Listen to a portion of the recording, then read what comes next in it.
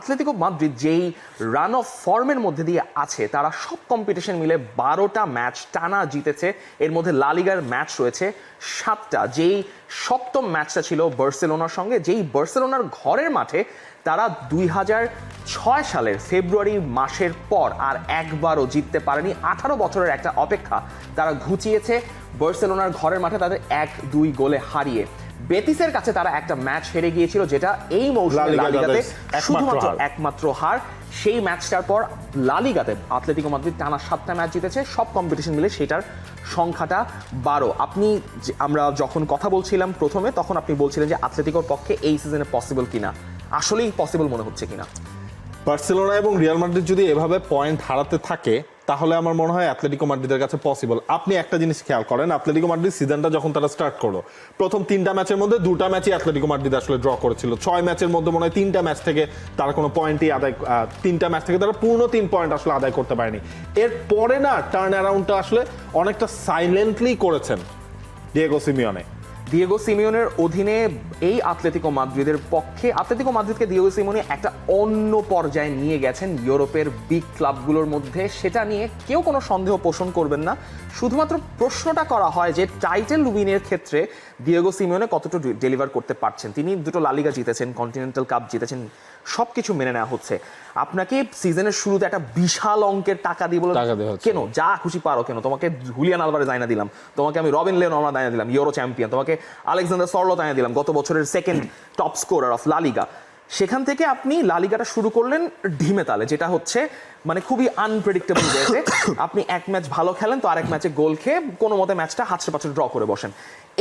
এই মানে খাইসলতটা আতলেতিকো মাদ্রিদের আগেও ছিল, যে তাদের উপর আপনি বিশ্বাস রাখতে পারেন না। কিন্তু এই যে শেষ 12টা ম্যাচে যে আতলেতিকো মাদ্রিদ তারা একটা টার্ন অ্যারাউন্ড করল, তার একটা বড় কারণ হচ্ছে তাদের বেঞ্চ।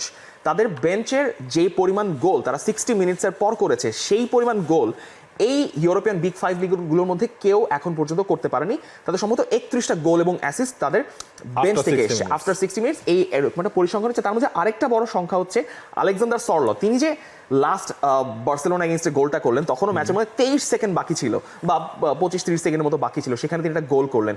এই টেন্ডেন্সিটা তিনি কনস্টিটিউসলি কন্টিনিউ করছেন। সম্ভবত 5 ম্যাচে এরকম তিনি গোল পেয়েছেন লাস্ট মোমেন্টে। সো এই যে আপনার আতলেতিকো মাদ্রিদের মানে দিয়েগো সিমিওনি যে কাজটা করছেন, তিনি খুবই একটা ফুটবলের পুরনো ট্যাকটিক্স ধরে কাজটা করছেন। সেটা হচ্ছে ফ্রেশ লেগস অনেক বেশি কাজে লাগাতে পারছেন, এবং একই সঙ্গে তার যে নতুন প্লেয়াররা রয়েছেন তারা মানে কোনোভাবে তারা সিস্টেমের সঙ্গে ফিট করে গিয়েছেন। আপনি ফার্স্ট হাফে একটা সিস্টেমে খেলাচ্ছেন, সেকেন্ড হাফে আপনি সিস্টেমটা চেঞ্জ করছেন, সামহাও তারা রেজাল্টটা বের করে আনছে। এই ব্যাপারটা নতুন বছরে কেমন কাজ করে এটা দেখার সময় রয়েছে। তবে আতলেতিকো মাদ্রিদ চাইবে এই যে মোমেন্টামটা রিয়াল মাদ্রিদ এবং বার্সেলোনা থেকে যাদের যে অ্যাডভান্টেজটা রয়েছে সেটাকে কন্টিনিউ করার জন্য। এবং রিয়াল এবং বার্সেলোনা আপনার যে পরিমাণ ইনজুরি প্রবলেমে পড়েছে এই সিজনে, এতটা কিন্তু মনে হয় আতলেতিকো মাদ্রিদের ছিল না। এটাও কিন্তু একটা প্লাস পয়েন্ট।